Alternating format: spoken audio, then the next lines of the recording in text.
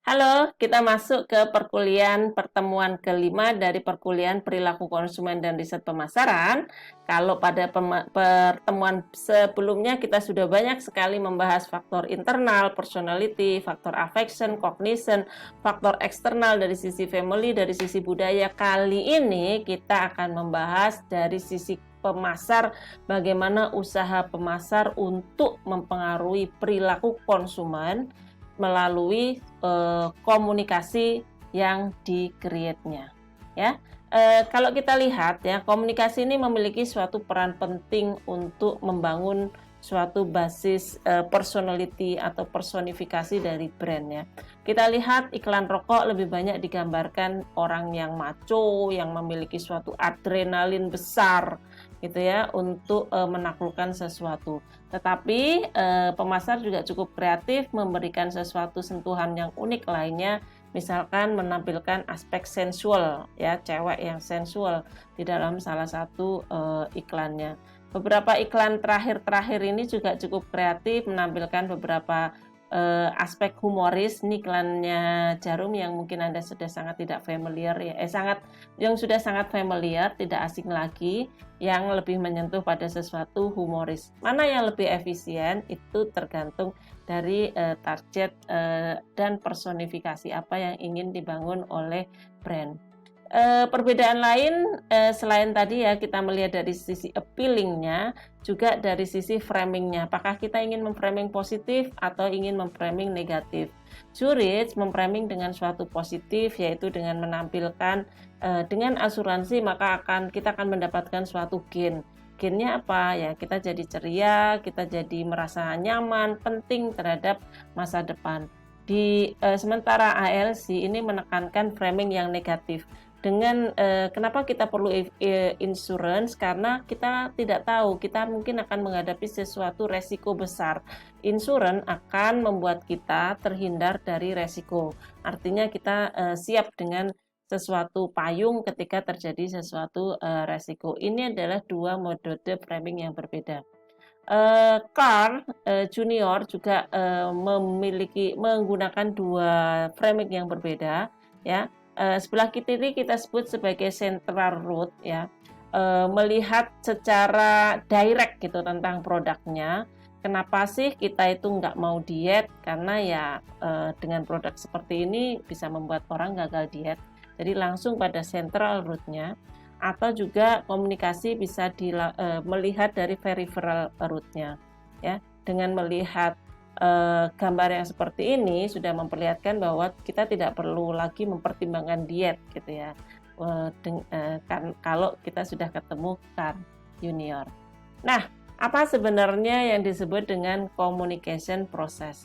Communication merupakan suatu transmisi pesan yang dikirimkan oleh si pengirim atau sender atau source kepada si receiver ya, melalui beberapa medium yang kita sebut sebagai channel ya. Yang dikirimkan adalah suatu pesan. Kemudian komunikasi itu akan mendapatkan suatu feedback dari si receiver yang dikirimkan kepada suatu sender. Kita akan lihat komponen ini satu persatu dari perspektif pemasaran dan perilaku konsumen. Ya, pertama kita akan melihat dari perspektif message-nya ya, pesan. Pesan, bagaimana sih kita membuat suatu pesan?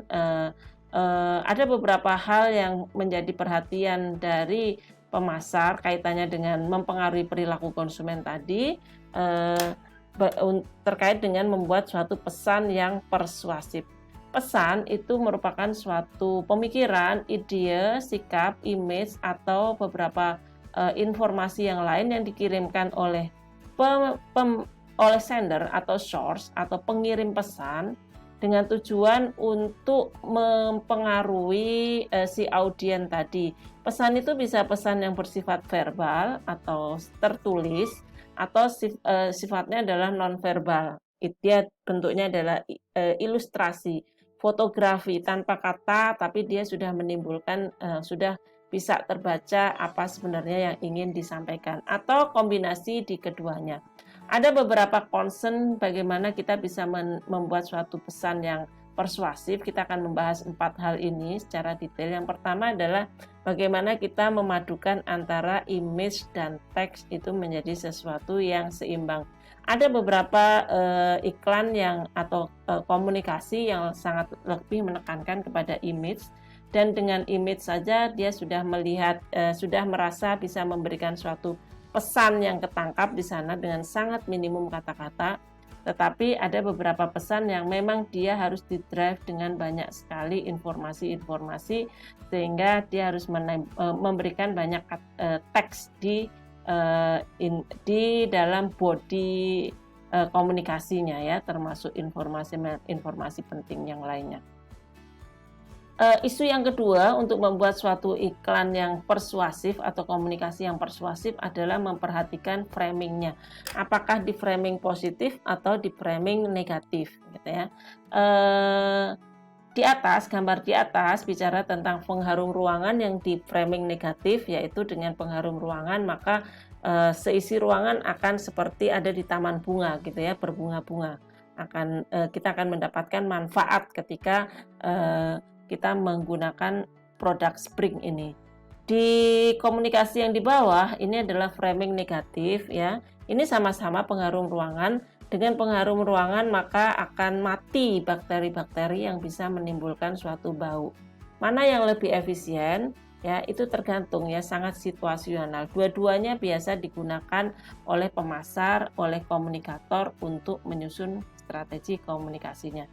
Yang ketiga, yang perlu dipertimbangkan di dalam membuat iklan yang persuasif adalah memperhatikan apakah kita one side atau two side message. Two side message itu artinya kita meng-compare produk kita dengan produk kompetitor atau produk sebelumnya atau produk yang lainnya. Kalau one side itu kita tidak mempertimbangkan produk-produk yang lain, kita hanya fokus kepada produk yang kita pasarkan, ya. Ini adalah contoh two side, yaitu produk ini meng-compare dengan produk yang sudah ada. Nah, isu yang berikutnya yang penting dipertimbangkan oleh pemasar untuk membuat suatu iklan yang persuasif adalah order effect. Mana sebenarnya benefit yang paling penting yang harus ditampilkan. Misalkan kita ingin mengkomunikasikan tentang moisturizer ya untuk perempuan. Mana sih yang lebih penting untuk menampilkan, apakah dia bisa menghilangkan kerut, atau dia bisa mencerahkan, atau dia bisa menghilangkan bekas-bekas flek-flek hitam gitu ya. Tiga-tiganya mungkin sesuatu yang penting, tapi pemasar juga perlu tahu, perlu memperhatikan gitu ya, urutan benefit mana yang harus ditampilkan terlebih dahulu. Ini didapatkan dari insight atau dari kita menanyakan ke konsumen, sehingga kita bisa memberikan suatu order effect yang tepat ya, order effect yang tepat, mana yang paling appealing atau yang paling penting dirasakan oleh konsumen. Nanti di video berikutnya kita akan bicara tentang bisa menimbulkan suatu persuasif ke konsumen. Terima kasih.